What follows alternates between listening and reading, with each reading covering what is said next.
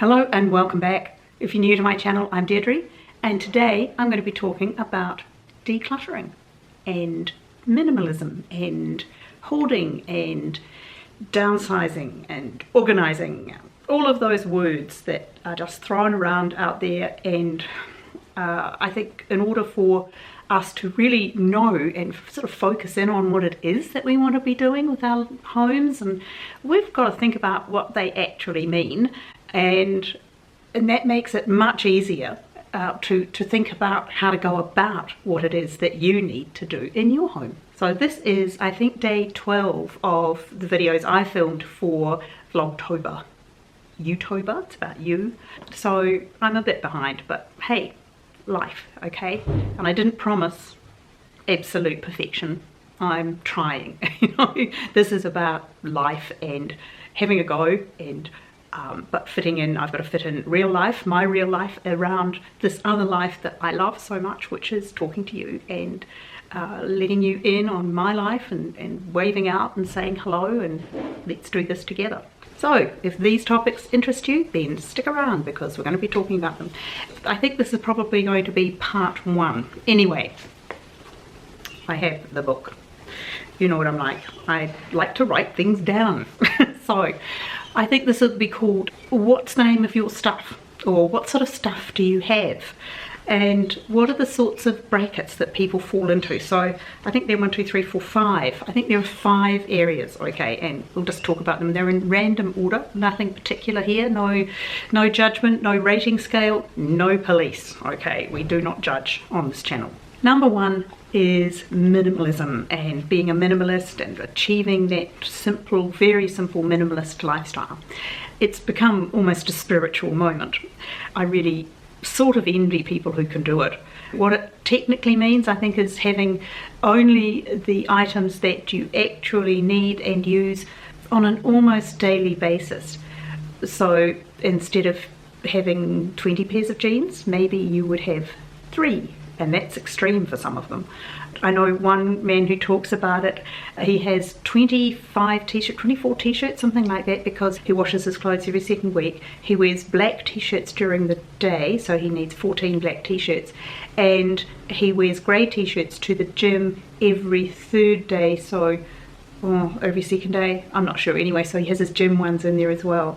So yeah, he ends up with something like 24 t-shirts, and that's minimalism because that works for him. So it means, as I say, different things to different people. For me, I like the concept, I like the idea, probably can't live it.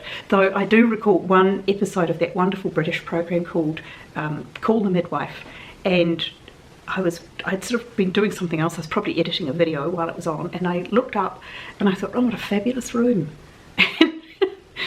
And the focus of that episode was a young woman who was pregnant in prison.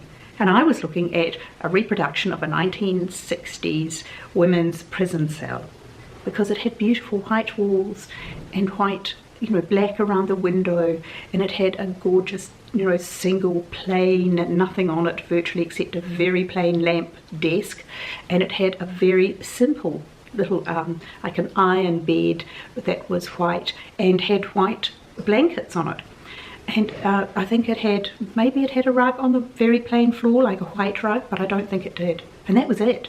I think there was a chair. That's right, there was one chair. Now I went, oh, that's lovely. It's a prison cell. Okay, so my eye loves that look, my heart does something else. Is that reasonable? I let things in. Okay, so that was number 1.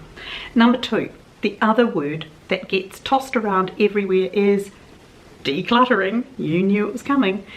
Now, this has hit peaks of interest because there was a book out there called, The Joy of Decluttering or whatever, and the Joy of Tidying Up or whatever it was, and it's the Marie Kondo book. And Marie Kondoing has become a verb, I think. So you have to look at everything that you own, decide whether you need it and or whether it brings you joy in that first moment, and then you put it away tidily. So yeah, go for it. It's wonderful. It's not minimalism by any means, because you could use and love a huge number of things. And as long as they bring you joy and or you use them, well, that's what you keep. So it is not minimalism, but it is decluttering. It's getting rid of the things that are broken and hence not useful. Sorry, somebody's car alarm just went off outside. Now that I've calmed down again. So find my thought pattern. So you're getting rid of things that are broken and hence not useful, and things that do not bring you joy. So just because your sister gave you that t-shirt that she bought at a market for you, that is really not your style, you do not have to keep it. You are allowed to say thank you for the gift and let it go. And the gift served its purpose in the process of being given. And you say thank you. And you enjoy the fact that a person gave you something, that it gave you pleasure to know that they cared about you, and then you let it go. Or you love it and you keep it. See, that's the thing. You're not tied to things unless you have an emotional connection to them, which is interesting, I think. So that's the Marie Kondo method, but it most certainly is not minimalism, but it is decluttering. And that is also links with the other number 3, which is being disorganized and organization. And these are all sort of spoken about as though they are the same things, but obviously they're not. You may have everything out of the Marie Kondo process, you may have gone through it completely, but still be disorganized. So she actually overlaps into organization to a degree, like how to fold your t-shirts. Yeah, doing that for a while, but that's okay. There's nothing new under the sun, I'd say. It's just that sometimes people get something out there and it hits a nerve. It becomes part of the zeitgeist. It's the we're ready for it sort of moment. So that's the thing. Organization is everything that, your mother said, or your grandmother, or goodness knows, her grandmother. A place for everything and everything in its place. Simple. That's it. That you can own an enormous number of things and be highly organized. You can own very few things and be completely disorganized, and everything in the middle. So that's the thing. Disorganization is not about decluttering. It is not about becoming a minimalist. It is about having a place for everything and everything in its place, so that you can find everything in your house in about 10 seconds. Well, physically moving around might take longer than that, but you know what I mean, that you go, oh, I need X, and you go, okay, it's an X drawer to the left, on the down there, second in. It's, exactly where to go for virtually everything you own, and that's organization. Number 4, and this one is the most incorrectly used phrase in the whole process of this sort of genre of things, and that's called hoarding. Now, hoarding is a mental illness. It is not having lots of stuff. Hoarding is a mental illness, and it is defined as stuff that is preventing rooms from being used for their intended purpose. And I would add to that by definition that means that it is interfering with your life and or the lives of your family, anybody else who has to live in that home with you and the stuff. That is actually hoarding. It's not Granny having 5 different china sets. She may love them, they may be organized and cared for. Hoarding is entirely different. Hoarding means that stuff, random stuff, gets piled in. Not random necessarily, but it's never organized. And you end up walking in little goat tracks between these towering mountains of stuff. You live inside the canyon if you can get into some rooms. It's a serious and debilitating illness, and it needs to be treated accordingly. And you mustn't throw it around to people who have just a normal number of possessions, because it diminishes how serious it is for the people who are suffering from it.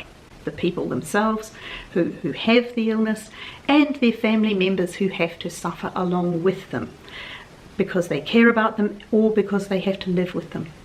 And it's very, very difficult. So hoarding needs to be put into a very clear space. And I don't think that people who are organisers should say that they deal with hoarding, because vast majority of them are not trained psychologists or psychiatrists, and that's what these people need. It is not somebody who can come round and colour coordinate stuff, I'm sorry, and put them in baskets and say, hey, now it's done and clean. Yeah, that's really nice, but it doesn't get to the fundamental issue, and that's what needs to be treated, and treated with care and kindness. So be kind to people who actually are hoarders, but you're outside of your territory. If you think that you can get in there and organise it for them, it won't work. It will come back. It's nothing to do with the stuff, and it's everything to do with the person who needs to collect it. And if you start with that and you deal with their pain and their issues, then you can then go on to deal with the stuff. That, remarkably, is the easy part of it. There's nothing easy about it. Okay, and that brings me to, ta-da, number 5, my area of speciality, downsizing. Now, downsizing is not to do with being a minimalist or being cluttered or having clutter. It's not about definitely not about being a hoarder, but it's not about being disorganized, though you might be. You might have clutter, but you may not. And your home may have looked simple and plain and elegant. Mine did. Mine did not look like I had too much stuff.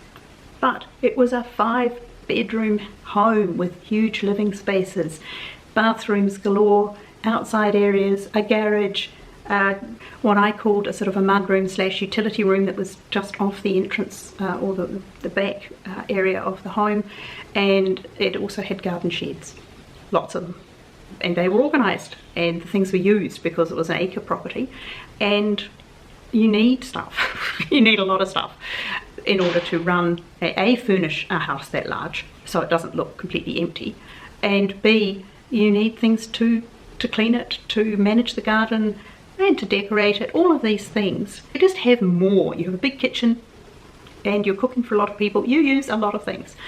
So downsizing is when you have to select the items from a normal family home and choose, or it doesn't have to be a family home, but a bigger home, and you choose what is going to come with you when you move into a smaller home for whatever reason. So if you're going to take your things, you can't take everything. If you're going from 5 bedrooms down to 2, you have to select what you are going to keep. You have to get rid of things, and they can be in very good condition. My things were. They can be things that bring you joy. Many of the things that I let go did bring me joy. You may have had a house that didn't look cluttered and was highly organised. Mine was. And you have to get rid of thousands of items, as it turns out. That's downsizing. So you have to really hit all of the things that happen in minimalism, in decluttering, in organising. You have to get in there, and all of those issues are involved. So you have to look at every item and say, where will it go in my new home? Whether that is a small house or a townhouse or a condo / apartment, you have to look at everything and say, where will it go? Will I need it? And those two things gets rid of an awful lot. For example, in my case, it got rid of all of the things that were required for gardening an acre block. I don't need it. That's what it's about. And that then brings up whole new issues, because you really can't transplant the look that you had in your home into another space. The light is different, the space is different, perhaps the materials are different, all sorts of things come into it. Your needs are different. So that will be part 2. I'll stop at this point because there's an awful lot of information out there, plus the builders in the apartment next door are getting noisy, and I'll leave it at that, because part 2 will be about styling when you downsize and restyling the things that you've kept, and maybe you need to get different things for a different size space. That all comes into it. Part 2 coming up at a later date.